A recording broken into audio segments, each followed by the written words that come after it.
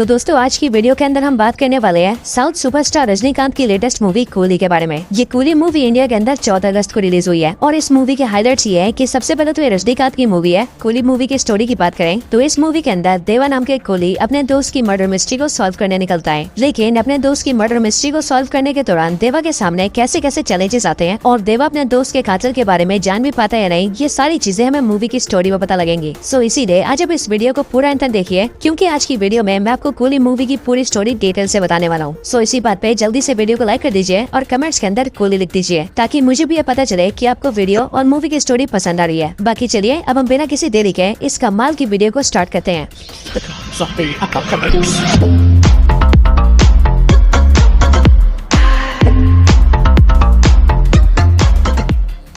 तो दोस्तों coolie movie की स्टार्टिंग होती है विशाखापट्टनम शहर के एक पोर्ट से, और इस पोर्ट को देखकर हमें पता लगता है कि विशाखापट्टनम शहर के इस पूरे पोर्ट के ऊपर एक कंपनी का कब्जा है, जिस कंपनी का नाम है किंगपिन लॉजिस्टिक्स। और स्टोरी में हमें पता लगता है ये जो किंगपिन लॉजिस्टिक्स है ये साइमन नाम के एक आदमी की कंपनी है, जिसने गवर्नमेंट से इस पोर्ट को 99 ईयर्स के लिए लीज पर ले रखा है, और इसीलिए 99 सालों के लिए साइमन इस पूरे पोर्ट का मालिक है। और दोस्तों मूवी के अंदर साइमन और कोई नहीं बल्कि एक्टर नागार्जुन है। लेकिन दोस्तों हमें पता लगता है कि ये जो साइमन है ये बहुत ही बड़ा गैंगस्टर है, और इसीलिए साइमन अपनी पावर्स का इस्तेमाल करके अपने पोर्ट के जरिए महंगी महंगी ज्वेलरी का सामान, इलीगल गोल्ड, पुराने एंटीक आइटम्स और महंगी लग्जरी घड़ियां, इन सारी चीजों का स्मगल करवाता है। और साइमन बिना गवर्नमेंट की नजरों में आए इन सारे सामान को इंडिया से एक्सपोर्ट करता है और इम्पोर्ट भी करता है। एंड इसी वजह से साइमन बहुत ज्यादा अमीर भी है। साइमन के इस पूरे पोर्ट के ऊपर टोटल 14,000 लोग काम करते हैं, और इन 14,000 लोगों में सारे लेबर्स, मजदूर और इंजीनियर शामिल है, जिन सबको साइमन की गैंग के कुछ ऊपर के लोग कंट्रोल करते हैं। लेकिन इन सब के ऊपर एक दयाल नाम का आदमी है। ये दयाल न सिर्फ साइमन का सबसे भरोसेमंद आदमी है, बल्कि इसके साथ ही साइमन के बाद इस पूरे पोर्ट के ऊपर दयाल की मर्जी चलती है। हालांकि नागार्जुन का यानी कि साइमन का इस मूवी के अंदर एक बेटा भी है, जिसका नाम है अर्जुन। लेकिन ये अर्जुन अपने फादर साइमन के बिजनेस से दूर रहना चाहता है, और उसे अपने फादर के बिजनेस में कोई इंटरेस्ट नहीं है, और इसीलिए अर्जुन पोर्ट पर एक कस्टम ऑफिसर है। लेकिन साइमन अपने बेटे के कस्टम ऑफिसर होने का भी फायदा उठाता है, और वो अपने बेटे अर्जुन के जरिए सारे इलीगल कस्टम के काम को पूरा करवा लेता है। लेकिन दोस्तों अब इन सब के पीछे हमें पता लगता है कि असल में विशाखापट्टनम की जो पुलिस है उसे काफी टाइम से साइमन पर शक हो रहा है, और अंदर ही अंदर पुलिस डिपार्टमेंट इस बात को जानता है कि साइमन काफी सारे इलीगल काम करता है। और इसीलिए पुलिस डिपार्टमेंट ने आज से 8 साल पहले दिलीप नाम के कांस्टेबल को साइमन के पोर्ट पर भेजा था, और वो भी एक अंडरकवर स्पाई बनाकर, ताकि वो वहाँ जाकर पोर्ट की सारी खबर निकाले और साइमन के सारे इलीगल कामों के बारे में पुलिस डिपार्टमेंट को बता दे। लेकिन 8 साल पहले जब पुलिस डिपार्टमेंट ने दिलीप को वहाँ पर भेजा, तब दिलीप नाम के उस कांस्टेबल ने 1 साल तक तो अपना काम किया और सारी जानकारी पुलिस को ला दी। लेकिन फिर 1 साल बाद ही दिलीप गायब हो गया, और उसके पुलिस डिपार्टमेंट से सारे कनेक्शन टूट गए। और फिर उसके बाद से पुलिस डिपार्टमेंट ने जितने भी पुलिस ऑफिसर्स को वहाँ पर स्पाई बनाकर भेजा, वो सब बारी बारी करके साइमन के पोर्ट पर मरने लगे, और उनमें से कोई भी स्पाई वापस नहीं आया। अब दोस्तों इसके बाद ही हम प्रेजेंट टाइम को देखते हैं, जहाँ पर हम ये जानते हैं कि अब तक ये सारी कहानी पुलिस डिपार्टमेंट के कुछ सीनियर ऑफिसर्स को एक पुलिस का स्पाई बता रहा होता है, और ये वाला स्पाई भी बिल्कुल वैसे ही स्पाई होता है जिसे पोर्ट पर भेजा गया था। और इसीलिए ये स्पाई यहाँ पर अपने पुलिस सीनियर्स को ये बताता है कि वो अब तक साइमन के पोर्ट के बारे में यही सारी जानकारी इकट्ठा कर पाया है। लेकिन रही बात उससे पहले के सारे पुलिस स्पाई की, तो उनकी मौत के बारे में वो नहीं जानता है, न ही वो उस बारे में पता लगा पाया है। लेकिन उसका ये मानना है कि उन सारे स्पाई को दयाल ने मारा होगा, वही दयाल जो कि साइमन का सबसे खास आदमी है, और साइमन के न होने पर वही पोर्ट संभालता है। अब दोस्तों इसके बाद हम ये देखते हैं कि उस पुलिस स्पाई को फिर से उसके पोर्ट पर भेज दिया जाता है, ताकि वो इसके आगे और दूसरी खबर ला सके। लेकिन इतने में हम ये जानते हैं कि दयाल को उस पुलिस ऑफिसर के बारे में पता लग जाता है कि वो उसके पोर्ट के ऊपर एक स्पाई बन कर आया है, और इसीलिए दयाल उस पुलिस स्पाई को सबके सामने मार देता है। और फिर इसीलिए दोस्तों यहीं पर ही हमें पता लगता है कि दयाल कितना ज्यादा खतरनाक आदमी है, एंड वो साइमन के इलीगल काम के लिए क्या क्या कर सकता है। लेकिन अब इसके बाद सीन शिफ्ट होता है, और हम विशाखापट्टनम से सीधा चेन्नई शहर को देखते हैं, और इसी चेन्नई शहर के अंदर एंट्री होती है हमारी मूवी के मेन हीरो यानी कि रजनीकांत के, जिनका इस मूवी के अंदर नाम है देवराज, जिसे प्यार से सब लोग देवा कहते हैं। चेन्नई शहर के अंदर हमें देखते हैं कि देवराज यानी कि देवा